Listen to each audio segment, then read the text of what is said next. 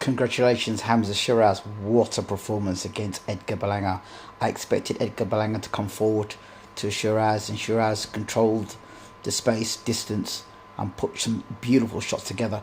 The way he let his hands go reminded me of Oscar De La Hoya, and that's Oscar De La Hoya. Used to be excited when I watched Oscar De La Hoya. He used to put his hands together, rattle shots off together, short combinations, blistering, short combinations, short bursts of fast, powerful punches.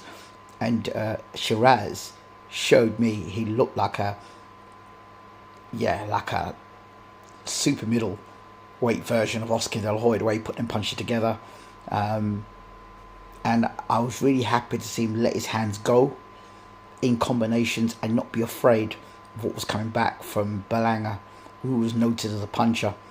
So yeah, he looked great. He was a Brit that went to America, Maddison Square Garden, on the biggest stage, and let his hands go and showed he was there to do the business.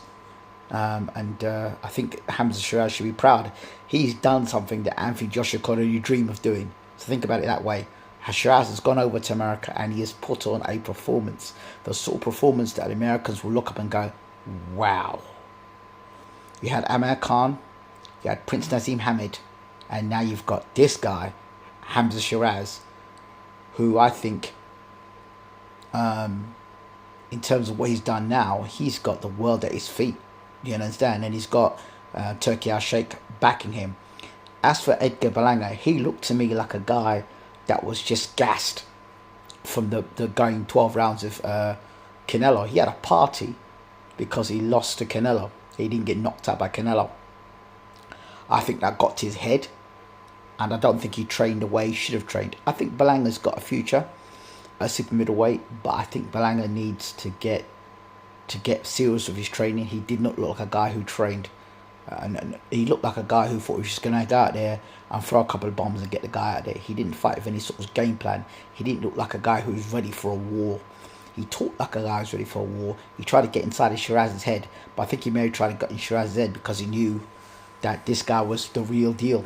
That's what I think. So Berlanga, I'm afraid to say, needs to get his head back into boxing and stop trying to be a Z-list celebrity. As for Sheeraz, talk about him going to fight Canelo now. Let's see what he does against Crawford. It'll be an exciting fight against Canelo. And he has every chance in the world. I'm not saying he'll beat Canelo, but with their hand speed, this is the same reason why Canelo didn't want to fight Benavidez. He might fight Sheeraz because Sheeraz is not as durable. But let's see. Well done again, Sheeraz.